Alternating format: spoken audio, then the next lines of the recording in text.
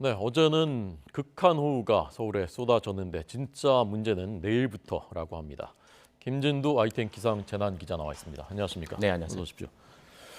자, 우선 이제 극한호우라는 것은 처음 들어본 말이거든요. 네. 어떤 겁니까, 극한호우가? 기상청이 재난 문자를 직접 발송합니다. 네. 그러니까 비로 인해서 피해가 발생할 수 있는 지역에 아예 기상청에서 위험 상황을 감지해서 바로 문자를 보내긴다는 거죠. 네. 이전에는 행정안전부나 방통위를 거쳐서 이게 발송이 됐는데 이제는 직접적으로 한다라는 이야기입니다. 네, 네. 과거에는 이런 극한호우 상황 또는 재난 문자가 실제로 비로 인해서 발송된 적이 없습니다. 그렇군요. 그렇죠. 그래서 이제는 기상청이 보고 피해가 날 상황이면 바로 내린다는 건데 네네. 그 기준 자체를 극한호우라는 용어로 통칭을 했습니다. 네네. 그러니까 극한호우라면 기준이 있습니다. 1시간에 50mm의 비라는 조건이 하나가 있고요. 네네. 3시간에 90mm의 비라는 조건이 있습니다. 예, 근데 예. 두 조건이 동시에 만족을 해야 됩니다. 아, 동시에? 네, 아, 50mm 이상의 1시간에 비가 오거나 또 한 번 오고 나서 그쳐버릴 수도 있기 때문에 근데 3시간 동안에 90mm가 동시에 만족을 해야 되는 경우고 네. 이런 경우라면 무조건 도심 지역이라도 피해가 날 수밖에 없는 정도의 강수입니다. 그렇기 때문에 특별하게 재난 문제 조건에 맞는 거를 극한호우라는 용칭을 붙였습니다. 네. 작년에 도입이 된 거라면서요, 이게? 작년에 도입은 됐습니다만 실제로 올해부터 수도권을 대상으로 시범 운영을 하고 있고요. 네네. 네, 이 상황이 괜찮고 또 국민들의 호응이 좋으면 아마 내년 호우 상황, 여름철에는 아마 전국으로 확대될 가능성이 큽니다. 네. 극한호우란 말을 들으니까 아, 정말 지구촌의 상황이 이제 극한으로 가고 있구나라는 이제 네. 그 체감이 드는데 극한호우가 이렇게 그렇게 발송이 되면 문자 발송되면 그럼 어떻게 해야 됩니까? 그 지역에서는 우선은 문자를 받게 되니까 네. 경각심을 갖게 되겠죠. 네, 네. 그렇기 때문에 경각심을 가진 상황에 살 수 있는 일들이 굉장히 많습니다. 네, 네. 위험한 지역에는 가지 않는다. 또 지하에 있는 사람들은 신속하게 지상으로 대피한다. 아, 여러 가지 피해를 막을 수 있는 선제적인 조치가 가능해집니다. 네, 가장 중요한 게 국민들이 거기에 대해서 경각심을 갖는 거죠. 네. 자, 네. 오늘도 비가 많이 지금 내리는 건가요? 오늘 예보 아침에 나왔던 예보에는 비가 좀 많이 올 걸로 예상을 했었습니다. 그 이유는 레이더 영상을 좀 보면서 설명을 드리면 네네. 좋겠는데요. 보시면은 현재 우리나라 주변의 내륙에는 별다른 비가 없는 상황입니다. 레이더 영상을 좀 보여주셨으면 좋겠습니다. 이건데요. 현재 상황입니다. 네네. 현재 내륙 쪽에는 거의 비구름들이 없는 상태고 네. 남해안 쪽으로만 약간 강한 비구름들이 있습니다. 네, 이 때문에 경남 남해안 쪽으로 100mm 예보를 했었는데 이게 지금 점차 동쪽으로 빠르게 이동을 하고 있죠. 네네. 그렇기 때문에 강한 비가 오늘 내릴 가능성은 낮습니다. 예. 그렇기 때문에 대신 이 대기가 굉장히 불안정한 상태에서 내륙에 소나기가 내릴 가능성은 있습니다. 네. 소나기인데 강우량은 5에서 20mm 정도. 피해가 날 상황 정도는 아닙니다. 소나기가 내리는구나 정도이기 때문에 네네. 앞으로 더 이상의 어제에 이어서 피해가 발생할 가능성은 굉장히 낮다. 예. 오늘은 약간 하루 정도 비가 쉬어가는 날이다. 이렇게 보시면 됩니다. 네. 근데 어제 그렇게 무섭게 내렸던 비가 장마 전선이 사실 아니라면서요? 그렇습니다. 장마 전선 현재 일본에 영향을 주고 있습니다. 상당히 남쪽으로 내려간 거죠. 조금 전에 그것도 장마 전선은 아닌 거죠? 그렇죠. 그러니까? 이것도 마찬가지로 저기압입니다. 저기압이기 때문에 이동 속도가 굉장히 빠르고 네네. 굉장히 강하게 발달한 그 저기압이 들어온 상태에서 이동을 해버리면 비가 거의 그치는 그런 형태가 되겠는데요. 네네. 어제 상황을 좀 보여드리면 예. 어제가 이 형태였거든요. 아. 보시면 굉장히 강한 저기압이 우리나라 북쪽과 남쪽으로 통과를 했습니다. 보시면 서울 등 수도권 지역 쪽으로 굉장히 강한 비구름들이 지나가고 있고요. 네네. 이 비구름의 영향으로 시간당 70mm 정도의 극한 호우라고 하는 그런 강한 비가 내린 거죠. 네. 그런데 이게 저기압이 낮 동안 지나가면서 강하게 비를 내린 상태였고 예.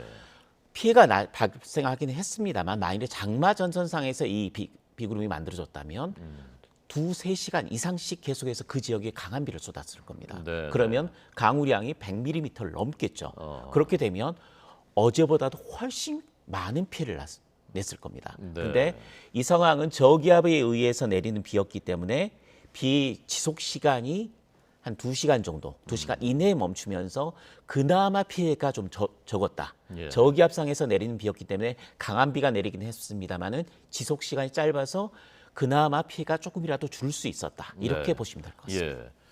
그런데 지금 그러니까 진짜 장마 전선은 저 밑에 있는 거고 그게 내일부터는 이제 올라온다는 거군요. 이제 좀 걱정을 할 수밖에 없는 상황이 됩니다. 이제는 장마 전선이 다시 올라옵니다. 네, 네. 상황을 보시면요. 이게 지금 예상 일기도입니다. 기상청에서 발표하는 슈퍼컴이 예측한 모델이고요. 보시면 여기에 우리나라가 있고 이게 북태평양 고기압이 이렇게 확장을 하는 겁니다. 네. 지금은 장마 전선이 이 정도에 걸려 있었던 장마 전선이 이 저기압이 다가오면서 이렇게 걸리는 겁니다. 내일부터입니다. 네, 네. 내일 오후 상황인데요. 이 상황에서 저기압이 지나가면서 장마 전선이 북상을 하게 되면 우리나라 동서로 장마 전선이 걸리게 되면 네. 굉장히 강한 어제와 비슷한 극한 호우가 2시간 이내가 아니라 3시간, 4시간이 지속이 되게 됩니다. 네, 네. 그렇다면 굉장히 많은 피해가 날 수밖에 없고 네. 또 이미 많은 비가 내린 상태였기 때문에 네. 토양이 수분을 흡수할 수 있는 한계를 넘어서고 있습니다. 네, 그렇기 네. 때문에 시간당 50mm 정도의 비가 내린다고 하더라도 산간 같은 경우 산사태 가능성 굉장히 높고요. 네. 축대 붕괴 가능성도 높은 상태고요. 네. 도심 지역 같은 경우는 아까 말씀드렸듯이 2시간 이상의 강수가 지속이 되기 때문에 침수 가능성, 지난해에 이어서 또다시 침수 가능성을 배제할 수가 없는 상황입니다. 네. 옛날에 그 김동완 기상 전문 기자, 1세대 기상 전문 기자가 매직으로 이렇게 지도에다 그리면서 그 네네. 기상 이제 예보했었던 그때 생각이 나는데요. 그럼 내일도 극한 호우가 또 쏟아지는 겁니까?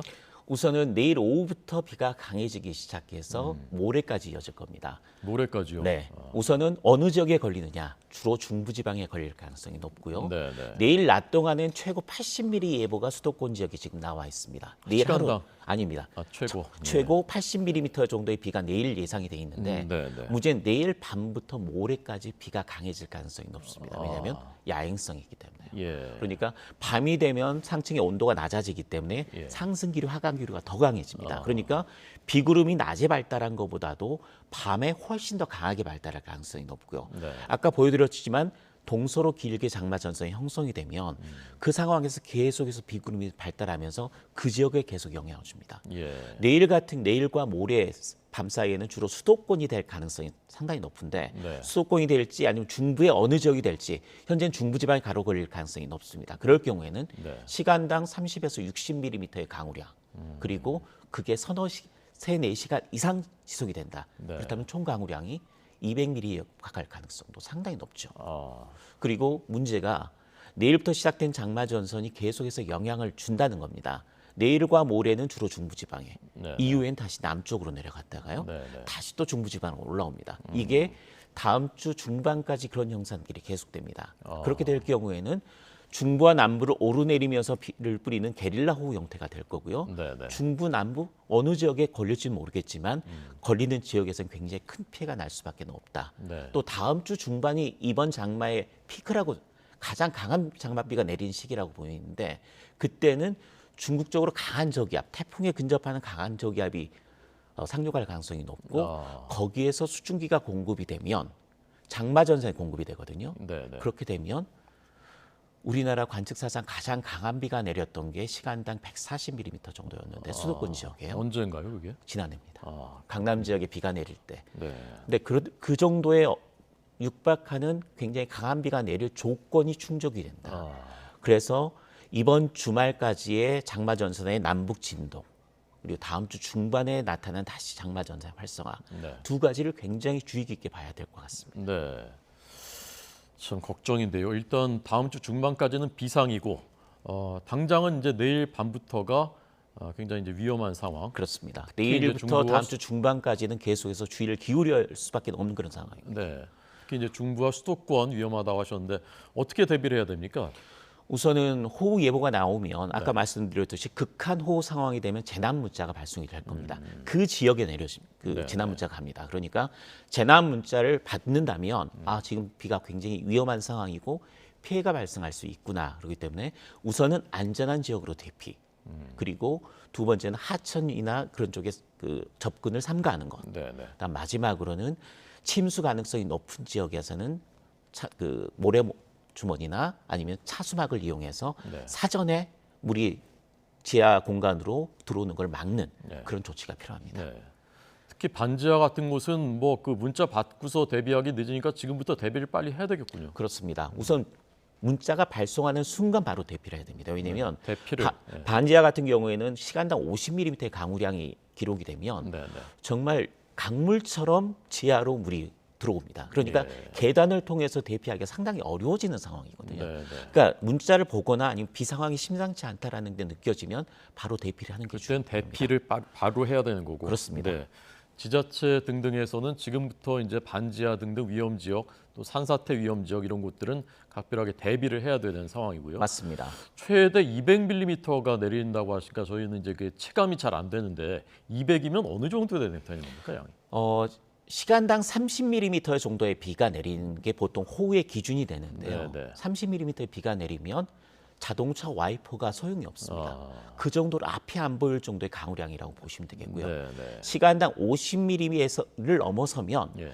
당장 피해가 발생하기 시작합니다. 네, 네. 바로 지하 공간 같은 경우는 바로 물이 차기 시작할 거고요. 역류 현상도 나타나고 네. 특히 시간당 50mm를 넘어서는 시간당 70mm 정도의 비가 내리게 되면 시설물 피해가 발생을 하고 네, 네. 전철이나 이런 게 막힐 수도 있고요. 예. 또 중요한 거는 시간당 70mm면 산사태가 바로 발생할 가능성이 굉장히 높습니다. 아, 그렇군요. 그러니까 만약에 이제 극한호우 문자를 받는다. 그러면 뭐 차를 몰고 나가지도 않는 게 좋은 거죠. 우선은 차를 운행하고 있다가 지하 차도로 들어갔다고 하면 네, 네. 시간당 극한호우 문자 재난 문자를 받을 상황이 되면은 네. 아마 지하 차도가 금세 차버릴 가능성이 상당히 네, 높습니다. 네. 그럴 때는 빨리 대피를 하는 게 우선 중요합니다. 네, 그러니까 지하 공간, 지하 차도나 이런 쪽에서 어느 정도 비가 내리면 사전에 차단을 하는 게 먼저고 네. 만약 그 공간에 진입한 상태에서 막혀 있는데 굉장히 재난 문자를 받는다. 우선 대피를 하는 게 중요합니다. 네. 작년에 이제 비슷한 상황이 벌어지면서 맞습니다. 강남역이 순식간에 일대가 침수됐었는데 네. 거기가 지대가 또 낮고 물이 한강 쪽으로 빠져나가는 물길이 이제 뭐 정비를 그 이후에 시작했습니다만 아직 완료가 안 됐을 됐죠. 테고 네. 그럼 올해도 지금 그럴 가능성이 꽤 있는 겁니까? 그렇습니다. 강남 지역은 지형적인 조건상 시간당 100mm 정도, 70에서 100mm 정도의 비가 내리면 네. 그것도 오랜 시간 동안 내리게 되면은 네. 똑같은 현상이 반복될 수밖에 없습니다. 네, 네. 물론 지하 배수로 같은 걸 정비를 하지만 그게 1년 만에 완성될 수 있는 상황은 아니죠. 네. 똑같은 현상이 발생할 수 있기 때문에 만일에 강남 지역에서 재난 문자를 받으면 안전한 곳으로 대피. 두 번째는 지자체 같은 경우에 차수막이 굉장히 효과가 있었거든요. 네, 그러니까 물이 지하 공간으로 차는 것을 막아주는 효과가 있었기 때문에 네. 모래주머니나 차수막 등을 이용해서 최대한 지하 공간이 물로 인해서 차는 것을 막아주는 그런 두 가지 노력이 동시에 있어요. 예. 배수구도 이제 막혀 있었던 게 이제 그때 그 상황을 악화시켰는데 최근에 이제 저희 보도도 보니까 뭐 배수구가 여전히 이제 막혀 있는 곳들이 많고 시민들이 가서 이제 자발적으로 하고 하는데 이런 것들도 지금이라도 빨리 좀 점검해야 되는 거 아닙니까? 그렇습니다. 이제 문제입니다. 내일부터 다음 주 중반까지 시작되는 장마의 막판에 굉장히 강한 강수가 예상이 되고 있고 네. 특히 이런 강수는 어느 지역에 내릴지를 솔직하게 예측하기가 상당히 어렵습니다. 그렇군요. 그러니까 어느 중부 지역에 주로 수도권이나 영서 지역은 가능성이 있지만 수도권의 영서에 조금만 내려가면 충청 지역이 걸리거든요. 네. 역시 중부 지역입니다. 근데 충청 지역에 걸릴지 수도권에 걸릴지를 예측하기 상당히 어렵습니다. 네, 네. 어제의 상황을 예로 들자면요. 잠깐 보여주시면 좋을 것 같은데요. 네, 네. 어제 상황을 예상을 보시자면 원래는 강한 비가 내릴 것으로 예상되는 지역이 충청 지역이었습니다. 충청 지역과 전라북도 지역에 걸릴 걸로 예상을 했었거든요. 네, 네. 그런데 이 비구름이 이 지역이 아니라 약간 위쪽에 걸렸거든요. 그래서 수도권에 굉장히 강한 비가 내렸고 네, 네. 또 다른 비구름은 주로 전남이나 경남 쪽으로 이동을 했거든요. 네. 그러니까 소낙성 강수는 예측이 굉장히 어려운 상태고요. 그보다는 장마 전선상에서 만들어진 비구름은 조금 더 예측은 할 수 있는 가능성은 높습니다. 네, 하지만 지역의 위치가 어느 지역이라고 좀 명확하게 예측을 하면 네. 사전에 대비가 할 수 있는데 중부지방이라고 했을 때 충청지방에 걸릴 게 경기 남부에 걸릴 수도 있거든요. 네, 네. 그 위치를 정확하게 예측하기 상당히 어려운 상태이기 때문에 네. 우선은 장마비로 인해서 호우 예보가 날 경우에는 그 주변 지역에서 대부분 상당히 미리 대비를 하는 것이 굉장히 중요합니다. 네. 이게 뭐 도깨비 폭우, 홍길동 폭우 이렇게 불리는데 도깨비가 어디에 나타날지 사실 어떻게 정확하게 예측을 하겠습니까? 도깨비와 홍길동의 특징은 신출 귀몰이죠. 네, 네. 예측이 어렵다라는 이야기입니다. 도깨비 장마, 홍길동 장마라고 이야기를 하는 것 자체가 네. 어느 지역에 굉장히 강한 비가 내릴지를 예측할 수 없다. 네. 그러니까 많은 비가 내릴 가능성이 그 조건이 됐다라는 건 알지만 어느 지역인지를 예측을 못하는 겁니다. 네. 어느 지역 어느 시기인지를 예측 못하기 때문에 도깨비 홍길동이라는 별칭이 붙었는데 어제 같은 경우가 굉장히 대표적인 예가 되겠고요. 네. 내일부터 시작되는 장마 기간에도 어느 지역 특징이 뭐냐면 야간에 굉장히 좁은 지역에 강한 비가 내립니다. 네. 네. 그러니까 서울이라도 강북은 별 피해가 없었는데 강남이 피해가 난다거나 네. 아니면 수도권은 서울은 괜찮았는데 경기 북부에 피해가 난다거나 네. 이런 식으로 지역이 굉장히 좁은 지역에 강한 강수가 집중이 될 확률이 높기 때문에 네. 이런 부분에는 굉장히 미리 대비하고 네. 준비하는 방법밖에 없습니다. 네, 그렇습니다. 아직 이제 하루가 남았습니다. 지금 이제 해가 들 때, 볕이 들 때 우리가 그렇죠. 대비할 수 있는 시간이니까요. 지금이라도 할 수 있는 일들 철저하게 24시간 동안 대비를 해야 되겠습니다. 자, 끝으로 그럼 내주 중반 이후에는 날씨가 어떻게 되는 건가요? 우선 다음 주 중반 정도까지는 장마전선이 영향을 주는 것으로 되어 있습니다. 네. 그런데 이 장마전선은 북태평양 고기압이 밀어 올리면서 북한으로 올라가면서 끝나는 거거든요. 네, 네. 그런데 다음 주 중반 이후에도 장마전선이 중부지방 쪽으로 주로 걸릴 가능성이 높은 것으로 지금 슈퍼컴퓨터가 그 모사를 하고 있습니다. 예. 그러니까 다음 주 화수 목 정도까지는 주로 전국적으로 장마비 영향을 받고 네. 그 이후에는 장마전선이 약간 중부 위쪽으로 올라가면서 제주도와 남부지방 같은 경우 사실상 장마가 끝날 가능성이 있습니다. 네, 네. 하지만 중부지방은 고기압이 그렇게 확 밀질 못하고 있는 상태이기 때문에 네. 중부지방은 계속해서 도깨비 장마처럼 비가 오락가락할 가능성이 상당히 높은 것으로 현재 상황에서 볼 수 있습니다. 그때도 많이 쏟아질 가능성도 있는 거죠. 그런 상황에서 내리는 비가 네. 지금 일본이 장마전선이 남쪽으로 내려가면서 고기압 가장자리에 걸린 상태거든요. 네. 비가 훨씬 많이 옵니다. 아, 대기 불안정이 심해지기 때문에 네. 어느 그런 위치에 고기압의 가장자리에 위치한 상태에서 저기압이 들어올 경우에는 폭우 형태입니다. 네. 그런데 다음 주 장맛비가 내리고 난 이후에도 중부지방은 그런 기압배치 상황에 놓일 가능성이 높다라는 이야기죠. 네, 알겠습니다. 자, 점점 더 극한적이 돼가는 지구촌의 기상 상황, 좀 더 철두철미하게 대비해야 되겠다라는 것을 이제 깨달을 수 있었습니다. 김진두 기상재난 기자였습니다. 감사합니다.